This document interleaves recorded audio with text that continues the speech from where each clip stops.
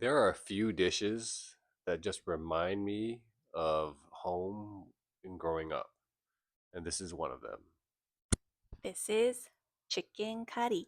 Yes, or kariga. It's unlike Japanese curry, this is a dipping curry.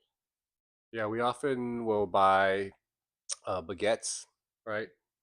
Some of that Vietnamese banh mi at the store and break it off, toast it, dip it into the soup, and eat the rest of the ingredients with it. It's really good. The meat's very tender. We made some alterations for my inflammatory needs or anti-inflammatory needs, and it's delicious. Super good. Also, you can eat it with other things like boom. People often eat it with or rice, so it's up to you. Versatile. Have fun.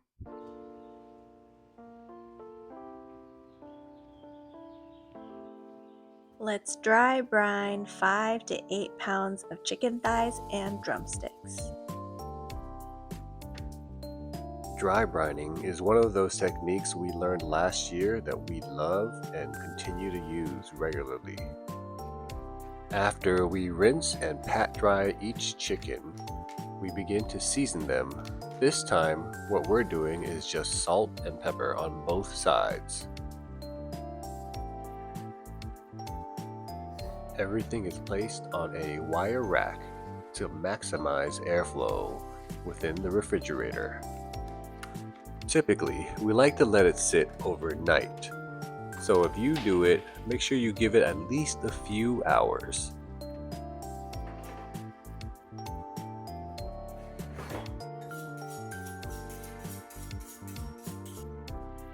Now it's time to wash all your veggies.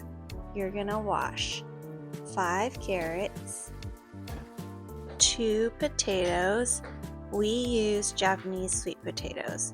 You would typically use regular, like you could use Yukon potatoes, but I can't have regular potatoes right now, so we did Japanese sweet potatoes, and actually they're very good in this curry. I was surprised at how well it complemented the rest of the dish. And you can cut them however you like them. We tend to do kind of medallion slices, but you could do big chunks, whatever your heart desires. My preference is to cut them into wedges. Put your own style and spin on it when you make it. We keep the skin on the potatoes, but you could peel them if you really wanted. Pro tip though, mom always keeps the skin on, and it's way better. It adds a little extra texture.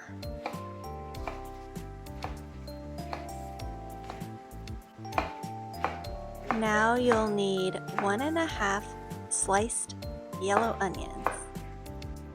In case you forgot, onions are the most delicious thing on the planet. He says that about everything. But mostly onions. And ice cream. Now you're going to chop up 8 cloves of garlic and 3 stalks of lemongrass. And cut your lemongrass into about 2-inch pieces, like this. If you've ever had curry before from any family, your neighbor, or any friends, you'll notice that there are subtle differences and variations in flavor profile. We created this recipe only a few months ago. Hopefully, one day we can learn the way our family made it. Now in a big pot, you're gonna brown your 5 to 8 pounds of chicken thighs and drumsticks.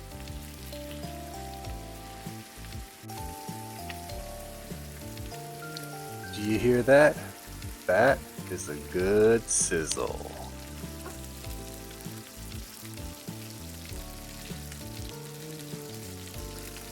Now as they brown, we're just taking them out so that we can brown the other ones and we're not overcrowding the pot.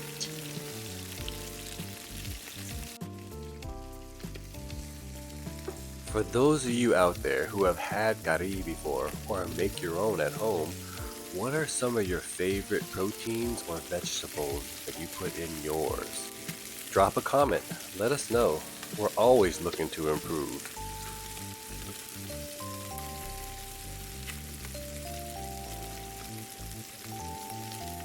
Once you flip those last few pieces of chicken, add in the rest of your partially cooked chicken. Everything will continue to cook as you add in the rest of the ingredients. Now in goes your lemongrass and 3 bay leaves. And while you're at it, add in your garlic.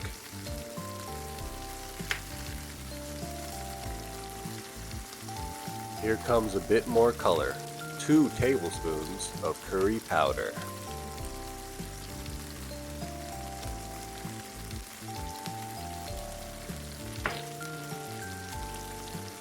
Let's continue with the seasonings. This will be 2.5 tablespoons of oyster or mushroom sauce. Get ready to shake that bottle. Finish this section off with 2.5 tablespoons of fish sauce.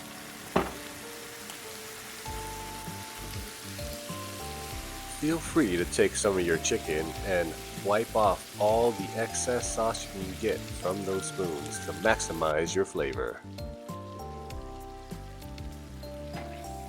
Now mix that all in so everything is coated.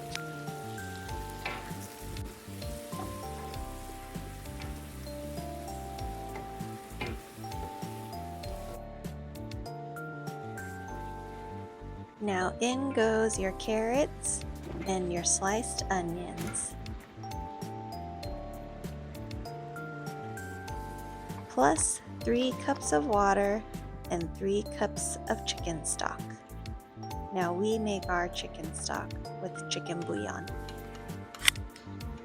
We do that by adding 1 teaspoon of chicken bouillon in 1 cup of water. There's that flying lion fish sauce again. Why yes, we did substitute that mushroom sauce for the oyster sauce. You can probably use any type of chicken bouillon or granulated chicken. This is just one we had on hand. I don't think it really changes the flavor of your chicken stock.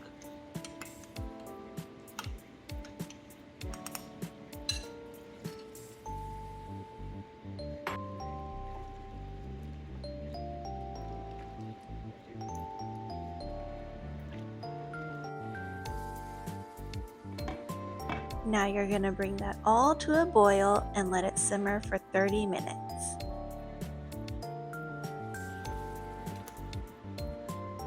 It's potato time. Once you add those in, you're going to simmer it for another 15 minutes. Obviously, this is a hearty dish. Get ready to fill your bellies with some good chicken, vegetables, and broth. Also with your bread, vermicelli, rice, or anything else you decide to eat with.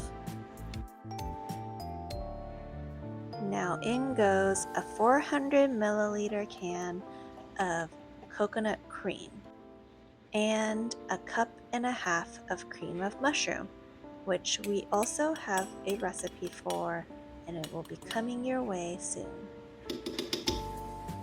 But you can also totally just buy some from the store and use that. We definitely did that our first couple times.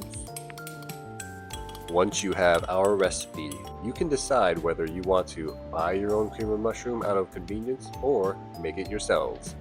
It is nice to know what is in your food though.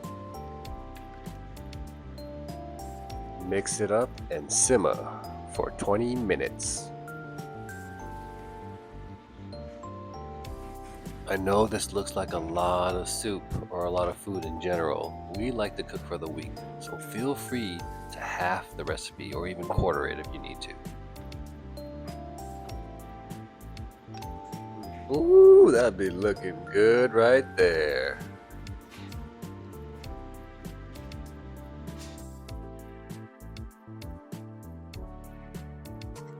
Now, time to serve in a bowl, and you can top it off with some fresh squeezed lime if you want that little zest. It should be mentioned that you'll also be scooping out an occasional lemongrass or bay leaf. You can eat those if you want. We typically don't. Those are just for flavoring. Much love, everybody. Hope your minds, hearts, and bellies are happy and healthy.